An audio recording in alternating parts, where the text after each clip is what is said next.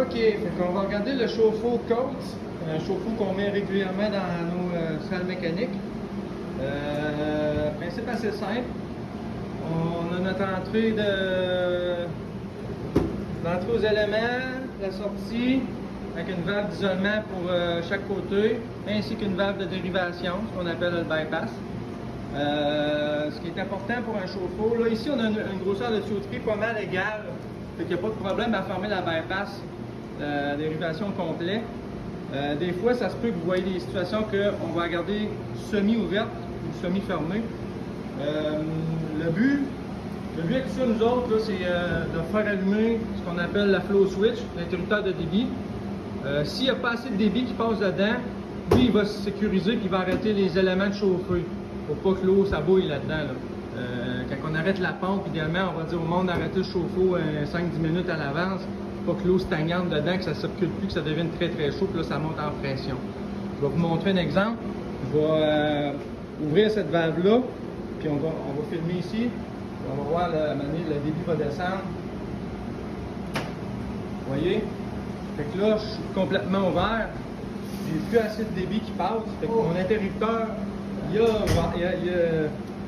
a éteint, donc il ne chauffe plus. Reset, c'est une bizarre d'appellation. D'habitude, moi j'appellerais ça le power. C'est comme une lumière pour dire qu'il est en marche. Fait que je vais refermer la dérivation. Vous voyez, je l'ai à peine chuté, ça a fermé. Je ne prendrai pas de chance, ici on est capable d'en prendre, on va fermer au complet, il n'y aura plus de problème. Ok, fait qu'on a vu nos trois lumières, avec le on-off bien sûr. Présentement, on voit la température qui affiche. Fait que si j'appuie sur une flèche, fait quelques secondes, n'importe laquelle, là, il me dit quel set point que je veux. Fait que là, je le mets 88, je suis à 91, tadam, l'élément est éteint parce que je veux 88. Là, il a descendu d'un degré le temps qu'on se parle, il est rendu à 90, donc il n'y a pas besoin de chauffer. Il a son débit, il est en on, il n'y a pas de problème, mais il est plus chaud que sa consigne, il l'atteint sa consigne, donc il ne chauffe pas. Je vais remettre ma consigne à 91, là c'est mêlant parce que ça donne l'afficher. On monte à 91, j'arrête. Là, je ne sais pas s'il va partir ou pas parce qu'il est flush dessus. Ouais, ok. Donc il juge qu'il est correct. S'il descend d'un degré, il va allumer. Problème qui peut vous arriver quelquefois, je vous invite pas à jouer à faire ça pour rien, il faut que vous soyez sûr que c'est vraiment un problème de calibration. C'est que des fois, on va avoir une température qui est différente de ce qui est écrit. Là, moi, pour 1 degré, je ne jouerai pas avec ça, c'est pas la fin du monde, mais des fois, ça peut être 5, 6, là, ça commence à être problématique. Fait qu'il y a une manière de calibrer ça, c'est on pèse sur la flèche par en haut, puis le piton menu en même temps. Pendant bon 5 secondes.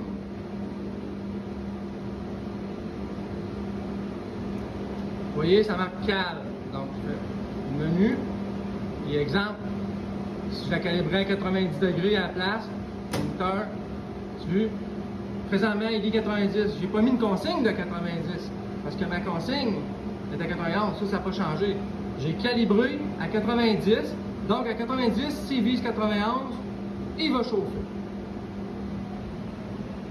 Ça ne fait pas de tort 1 degré de plus. Fait que je vais le laisser comme ça. Je viens de l'améliorer un petit peu. Aussi des fois, là on a la température en Fahrenheit.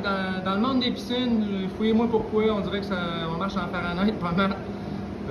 Les températures on est habituées, on dit toujours notre eau est à 80 chez nous et tout ça. Si vous voulez en Celsius, on appuie sur menu 2 fois. Avec la flèche par en haut. Celsius. Donc, j'ai 32 Celsius. Ma consigne, c'est aussi converti. Je vise 32 Celsius et présentement j'ai 31, donc je chauffe. Je vais la remettre en Fahrenheit parce que ici c'est ça qu'il y avait. Pas mêler personne. Alors voilà. Bon, n'ayez pas peur, on ne va pas démonter puis remonter un chauffe-eau aujourd'hui. Je voulais juste vous montrer les composantes qui pourraient être défectueuses des fois et vous poser des problèmes. Premièrement, j'ai pas tout démanché parce que là j'ai gardé le courant dessus pour pas rien interrompre.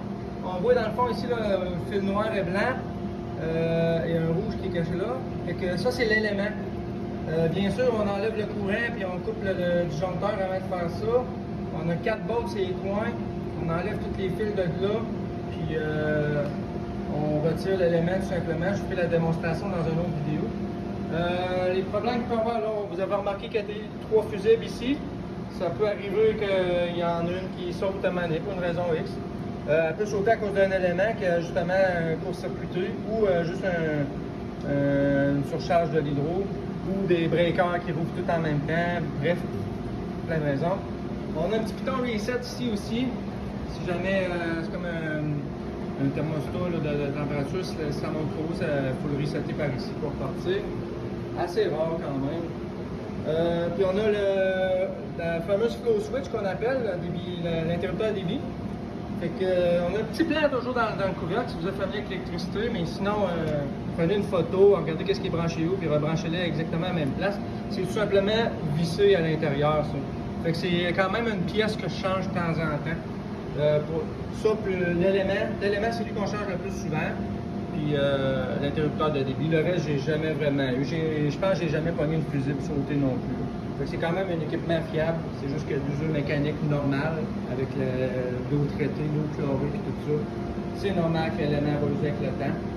Et la flow switch aussi parce qu'il y a des pièces mobiles mécaniques, puis en stainless et plastique, mais ça peut briser. Mais quand même fiable.